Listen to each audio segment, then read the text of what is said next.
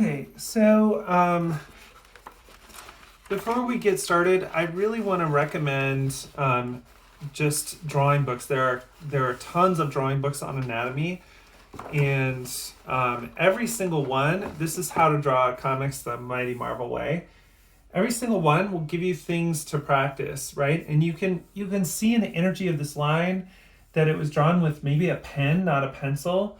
But this artist is trying to just work really quickly with a set of human proportions and see if they can build something that looks instinctually accurate, right? And this book is kind of, the language of it is kind of cheesy, and the drawing instruction isn't super great, but these are just incredibly valuable. The page after page of dynamic images of the figure in motion, right?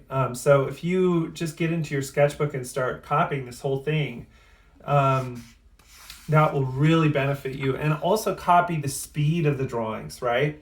So that's one of the things about usable tools, is trying to get it so it's accessible, get it so that you can easily do it in your sketchbook, and look at how three-dimensional it is too. Like, you can just see these little schema, turning it to the side, turning all the forms to the side, and not bothering to spend too much time, like not even drawing the other foot here, right?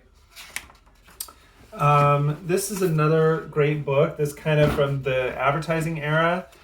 And it just has tons of instruction on the human body. This is Drawing the Head and Figure. It's a classic instructional book, and it kind of reads like a class. But you can see that there are, even if these are kind of silly, like a person is 6 heads high. All of this is worth referencing and exploring. This is kind of interesting, using a U and an M, right? A U and a V to construct the figure. So these are all of this stuff is just an artist's own approach, trying to build these usable tools, trying to adapt anatomy, building the figure with dots, building the figure with lines, building the figure with trapezoids, building the figure with cylinders, building the figure with cubic forms, right? If you do any of these and do it 100 times in your sketchbook, you'll be good at drawing the figure, right? Okay, so let's check out a basic proportion study from scratch, right? And I have this ruler to guide me. And so I kind of have, I'm kind of thinking of halves, right? So I can actually measure it, right? So I can do top. Now remember, just from my own observation, I said that half on the figure is the middle of the pelvis. So right where the legs connect to the pelvis. The pelvis goes below and above it, right? Now the head is on top, but it's smaller than you think it is. And remember, the shoulders, the rib cage should be about a quarter. So see, this is 1 unit of distance. So the rib cage is kind of like if you take half of that and then put the excess on the top and the bottom. See, so there's a lot less room for the head than you think there is. I think, especially, the column of the neck. I use balls for the shoulder. I think that's about right. And the head, it always surprises me how small the head is. In terms of the overall body, the head is pretty small, but it's something that, we spend a lot of focus on drawing. And if you get that rule of 6 heads high, so I sort of, I made it through the top part, and the head to the shoulder should be about a third. So it's like 1, 2, 3. So that rule also fits, right? But I'm not really doing that. I'm doing the rib cage. just make it accurate. And then this is all muscle joining the rib cage. There's nothing skeletal there, right? So the rib cage and then the skeleton and then the pelvis is the next form. Okay, cool. So now we check that this is half. That's about half. That's pretty perfect.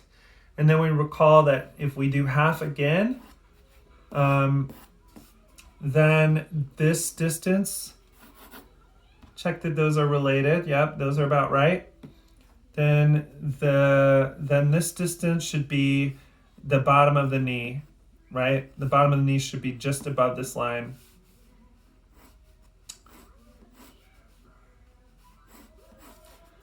Okay, and we're just staying basic, right? Not too many muscular forms here. Just thinking of this is going to be below eye level. Maybe this is our eye level here. So that's a cylinder. We're looking down on that form. The cylinder tapers, and then it ends with, you can just think of this as a little rectangle even. Just a little blocky rectangle, right? I mean, it's kind of right. But as long as the proportion is right, it'll end up feeling right. All right, so now another thing about the body is, so remember, we're always looking down on this, right? We're looking down, so we slightly see the top of the shoulders. Just have that feeling of those contours so you know what you're doing. Make the shoulders a little wider there. And then the other thing about the body is it always, the muscles work in cooperation. So for muscle on one side, so like if there's a muscle on one side, like so we use the curve of the leg, that's where the muscle is strong. To pull against that curve, there has to be a strong muscle on the opposite side, right? So the body will always work like that. It'll always have one profound curve or muscle. Then the other muscle is directly opposite. And then the other muscle is kind of like a chain. It's like links in a chain. It kind of will always look like this. You'll have a curve, then you go to the other side. So even without studying anatomy, we have a basic sense of the physics and dynamics by just drawing that way, by just realizing that for every push there's a pull, and it's all in the body. It's all chained together, right? So we know this muscle in ourselves like if you bike ride a lot, you get a really big muscle there. So there must be a counterbalance muscle on the back of the calf, and that's exactly where it is. You can see on your own body. Cool. But in general, we can, forget all of those details and just construct this. We're looking down on a cylinder, and the cylinder has the taper, right? Okay, so yeah, see, my proportions are getting a little crazy. But that's basically right. I think I exaggerated that a little too much.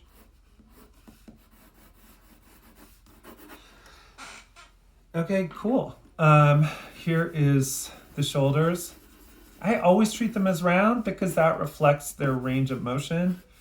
And then once you draw those, you can really draw the pectorals really well.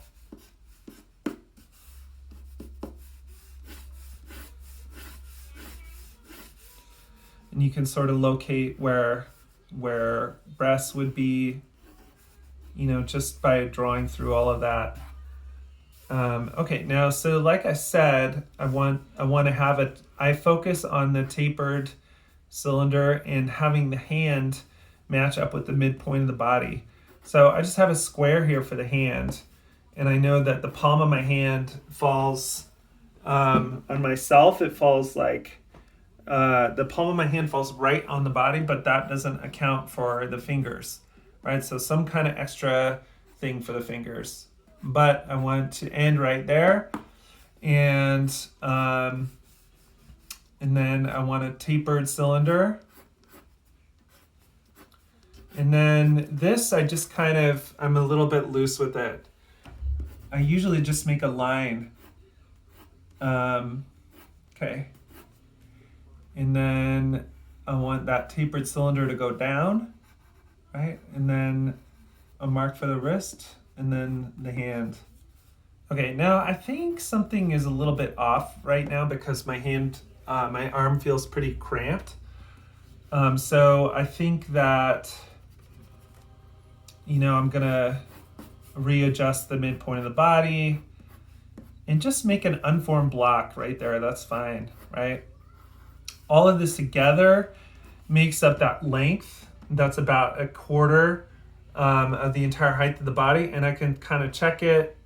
Okay, so that's about right. And then I'm